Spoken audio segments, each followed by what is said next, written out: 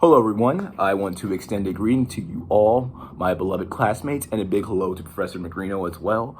Before I jump fully into the thick of my topic, I want to just thank you all for what I consider to have been an awesome semester. I believe it's been enlightening and just stellar getting to learn and grow with all of you this semester surrounding the curriculum of social media, which arguably has played one of the largest roles in changing the face and communication every day within this century thus far, the 21st that we're in. And social media itself has played a substantial role in shifting the way we communicate ideas and expressions. And it's overall just been a great experience. So thank you once again. And who knows what we'll be talking about in the future as new and unprecedented changes in digital lives continue. So as I promised y'all, I'm going to be getting into the main portion and purpose of this assignment, which was to create a full in-depth social media plan for a particular business, brand, or organization of our choice. And the one I chose to highlight and create a plan for is a brand named Cycle. Cycle is a brand on social media that a few years ago used to be centered on creating content that was specifically geared and centered on youth culture. So things in the areas of sports, film, music, fashion, and street art, and whatnot, stuff along the wide orbit of youth. And however, in the last year or two, unexpectedly, Cycle made a 100% 360-degree change in the focus and subject criteria of their content, becoming centered on marketing content and trends, news stories in the marketing world, advertising, endorsements of organizations, promoting just the influencer community altogether. They've been focused on brand partnerships with some of the brands we use every day as consumers, including Microsoft, Nike, and whatnot, and really supporting social campaigns and movements. So they were very vocal these last few years with the Black Lives Matter movement and endorsing women's rights campaigns and increasing resources for marginalized communities. So just an overall personality change for this company, if you will. So while Cycle is verified on key social media platforms and has somewhat of a solid following when looking at their profiles across Instagram, Twitter, Facebook, LinkedIn, YouTube, and the like, there are some lackluster elements of performance that they are guilty of falling into. It really boils down to two main components. It boils down once into their infrequent production of content on platforms such as the ones I've listed, and a seeming neglect and overlooking of several other kinds of alternative content that they can post to make them thrive and have a stronger base. So I'm proposing a social media plan for them to help provide their audience a full industrial facelift on their behalf, rather, for their brand, and help them connect better with their current audience and to grow their business. So starting with the first component, looking into all of this, I'm proposing a cycle which is really imperative for any business or organization looking to gain higher traction and create a positive community across social media. The first part here we're introducing is identifying goals and objectives. For this area of work, there are a lot of great resources to sample from and guides and lessons, and particularly my suggestions for Cycle identifying their goals and objectives comes from an article we read called "What is a Social Media Plan" from that brand AHA, the webpage. And in the section titled, "How do I create a social media plan?" I'm kind of sampling my plan for Cycle from the section that says or requires defining social goals and KPIs, which are key performance indicators.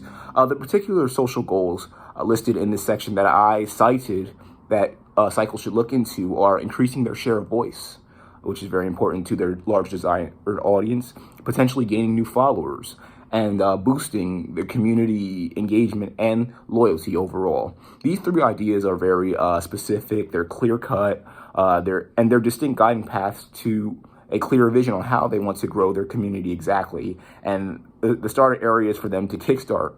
Now, next, the step I want to take a look at, and this was part of the rubric in our project, I took an in-depth look at how they are going to narrow down the focus on their target audience, right?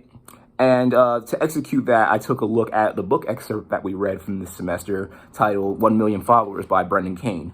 And with that, I laid out and cited the 7 target audience questions that Cycle should ask themselves and examine on their behalf to find out what is their total niche, right? Running through these questions real quick, Cycle needs to answer what is the gender of their target audience. Cycle should make clear that their content is diverse and made for all genders in the spectrum of marketing and influencing and brand partnerships and whatnot, and is not confounded to one identity. Cycle needs to answer what is the age of their audience, particularly the interest of marketing, as I put in my paper. Brand collaborating, influencer lifestyles, and more could rest in any age range, but most likely Cycle would be best to indeed include all ages, but specifically focus more on people within the 18 to 34 age bracket. And that's just based on some outside research I found from the Influencer Marketing Hub, which states that 30% of people that are active and follow the type of content that Cycle posts are 18 to 24 within that age range. And then 35% of people that are active and follow the marketing and brand influencer content, 35% of them are between the age bracket of 25 to 34. So that's just something that's a core concept that would help them with defining the age of their target audience. Third, Cycle needs to answer what is the overall marketing goal. And what we can observe, their overall marketing goal, as I've said, is to now build a large community and spread the marketing word of showcasing how they help grow brands and connect influencers and bridge the gap between different audiences, inspire others' content, and be a part of social movements. Other goals seem to be growing their following, driving web traffic to their website, increasing partnerships, and highlighting advertising outreach. Fourth, Cycle needs to look at how or where is their target audience specifically. This is an extremely interesting one following up after that.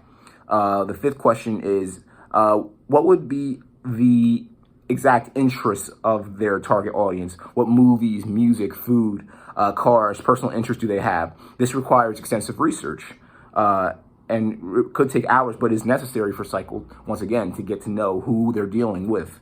And the second to last question for the 7 questions that you should ask about your target audience, Cycle should answer and identify the personal attributes of the people in their target audience, including what is their income, what is their educational background, their socioeconomic status, what is their exact profession. Finally, the 7th to last question that Cycle needs to ask themselves when examining who their target audience is they need to know who their competition is and what actions their competition brings forth, the things that their competition gets done perfectly and executes that should connect with their audience. So answering these questions will help lift Cycle off the ground completely, I believe, and help inspire new kinds of concepts, ideas, and practices to help find the people that will best promote and support their brand initiatives. The fourth portion of the social media plan needs to take a hard look into creating a social media playbook. And I'm going to list some factors going back to the What is a Social Media Plan article that we read. Of the areas mentioned in the playbook, Cycle, I think, should take a look at is their intended tone and personality, which to Cycle's benefit, the article explains, would provide them a voice or personality. I think that Cycle should also take a look at their core messages, which, as the article articulates, would help brands like Cycle deliver primary messages that will help convey a brand's value. That's something that's very much needed on any brand's behalf.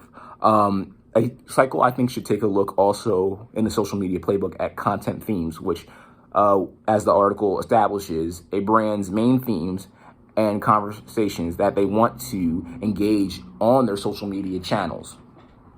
Also, Cycle should take a hint from the objective in the social media playbook of creating a posting mix, which are different styles of posts that they can create for their own audience, specific ones like videos, images, a coalescence of reshares and whatnot. For example, Cycle can look at primarily posting photos and videos towards their Instagram and Twitter accounts. They could look at posting reshares from their Facebook and Instagram accounts. They could put links into their YouTube and Twitter accounts on stories and whatnot. The possibilities are really endless, all the avenues for opportunity. That's what makes it so great and versatile.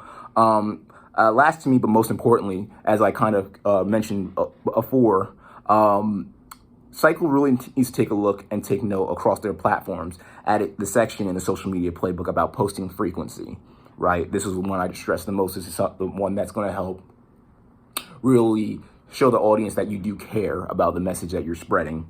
And specifically, Cycle needs to get better at determining how often they plan to post and at what times of the day, as the social media playbook says. I've even found an article from Outside Research in Sprout Social, which gives research-driven recommendations on posting frequency. Cycle, which has Facebook, Instagram, Twitter, and LinkedIn, should look at the following numbers to post. They should post between 3 to 7 times a week on Instagram, 1 to 2 times a day on Facebook, 1 to 5 tweets a day on Twitter, and 1 to 5 times a day on LinkedIn. This much ties into the theme of a 24/7 news cycle, as addressed in an article we read called 5 Ways and Integrated PR, something along those lines. Because really looking at Cycle, if you were to do an examination, they do post on Instagram every few days. However, that's not truly enough, I don't believe, for a brand of their caliber. And also going along with that, they post on Twitter. They have not posted on Twitter, should I say, since 2019. They haven't posted on YouTube since 2018. And they haven't really posted on LinkedIn since the middle of 2020. So that's a posting frequency is something they really need to implement in order to thrive for the future. So lastly, we're reaching the end of the road for our social media plan. For this, let's look at some content examples that help businesses thrive. And for this section of planning, I sampled from our article that we have read in class called The 8 Must-Have Types of Content for Your Digital Strategy. This article gives a wonderful assortment of content structures and types of content that any brand or organization must post to refine their marketing initiatives, as the author puts it. And this stuff that Cycle could start acting out and introducing to help with engagement and growth for sure. The first is live video broadcasts and streams. As the article states, this tool creates a feeling of direct participation by the audience and what is happening, as if everything was happening next door. Twitter, Facebook, and Instagram have these features, and I'll add that I'll even add on my own sort of analysis. I believe that live videos are a great method of interaction. They're real-time functions of live video broadcasts give evident assurance that a company is authentically present with the people that they look to reach. All right, so the second form of content are case studies and infographics. So actually they kind of go together hand in hand. As the author states in the article, infographics have had the biggest increase in usage among B2B marketers in the last 4 years and can contain pictures, text, graphics. This goes back to the point of it being versatile, just anything that can work for you. It accompanies the text and give readers a clear idea of what is being said.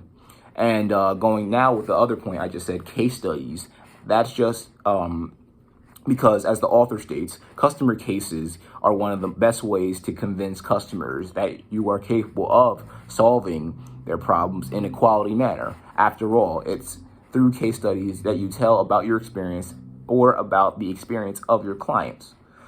So that's our really 3 key methods that I believe Cycle can implement in order to strengthen and really build upon their network outreach and their network activity. And I'll even throw a bonus method in there that was mentioned in the 8 types of must-have content. The one that I also felt gravitated toward putting Cycle on is personalized advertising, right? Which in the article talks about for a moment. The author states, people are tired of seeing random advertisements that have nothing to do with their actual interests and needs. Thus, the need for personal advertising does come into play as a solution in reaching consumers' needs. And even according to some final outside research that I did, once again in a study I found, 71% of consumers prefer personalized ads over generic ones, and it would work perfectly for Cycle because personalized ads, as this study documents, have higher click-through rates than their counterparts and reduced wasted ad spend. Okay, ladies and gentlemen, we have talked about my social media plan. We've talked about content examples. We've talked about the layers of finding your target audience, identifying your goals and initiatives. And so I hope you all have enjoyed this presentation. I am certainly looking forward to hearing all of yours. And once again, it's been a wonderful semester. Thank you all. Let's all continue to stay in touch. Thank you.